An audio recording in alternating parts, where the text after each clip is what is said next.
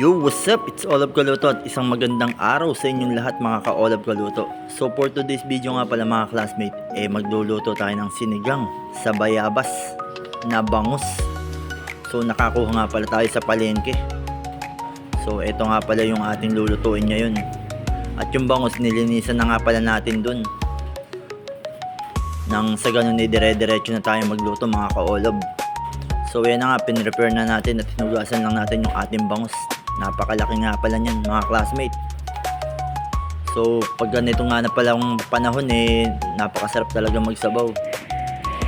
So sa mga nagpapa-shoutout nga pala kay paring Russell Panganiban at kay Joshua Acuña at kay paring Alan Caparas na namamandaw nga pala dun sa likod bahay.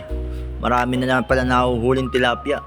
So yun nga pala, at bahaan na naman nga pala mga classmate. At shoutout din nga pala sa Team Robil na nakasama ko kanina sa palengke.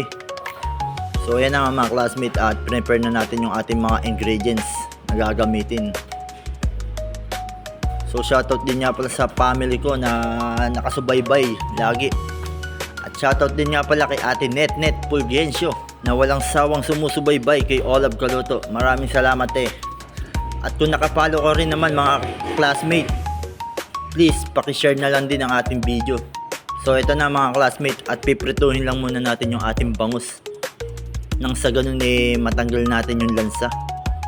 Yung iba kasi dinidiretso na talaga magluto ng pang sinigang na bangus kahit na sariwa. Pero ako piprito lang muna natin. Yung kasi yung bilin sa atin So yan na nga mga classmate, at pinrito na natin yung ating bangus. Half cook lang natin to mga classmate. Nang sa ganun dire-diretso lang tayo. Kumbaga konting kalaman lang din mga classmate. So yan na nga mga classmate, at magpapakulo na tayo ng tubig. At pagkakulo nito, at ilalagay na natin yung ating mga ingredients tulad ng ating bayabas. Palalambutan lang natin to, at mamaya imimix natin yan. Dudurugin natin yan. So nilagay na natin yung ating kamatis at yung ating sibuyas. So yan na mga classmate, aantayin lang natin na kumulo yan. At ito sasalain lang natin tong bayabas.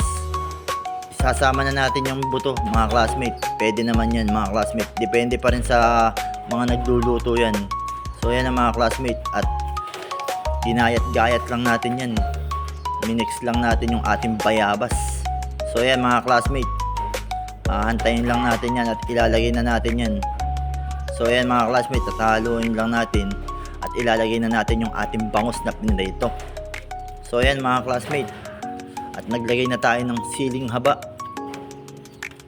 Kumbaga yung magpapaanghang lang ng konti dyan sa ating niluluto na sinigang sa bayabas. So tinimplahan na natin to mga ka-Olab. So sa mga gusto magpa-shoutout dyan, mag-comment lang kayo at si Olab na bahala. So yan na mga classmate, nilagay na natin yung ating bangus. At hahantayin lang natin to. Hininaan na nga rin pala natin yung apoy dyan mga classmate. Sa ganun hindi madurog yung ating bangus. Mabilis lang kasi lumambot yan mga classmate, lalo pag natubigan at galing sa prito. So yan na mga classmate, at ilalagay na natin yung ating kangkong. At ito na yung last natin dyan mga classmate. At kung naaalatan man o natatabangan pa sila bossing dyan, titikman lang natin to at mag-a-add lang tayo ng konting asin. So yan mga classmates, at okay na to. So ano pa mga classmates, kainan time na to.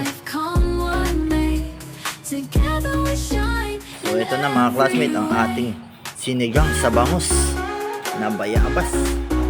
Napaka-olabs talaga. So thank you for watching mga ka-Olab Kaluto. Maraming salamat yani. Thanks for watching. Bye bye.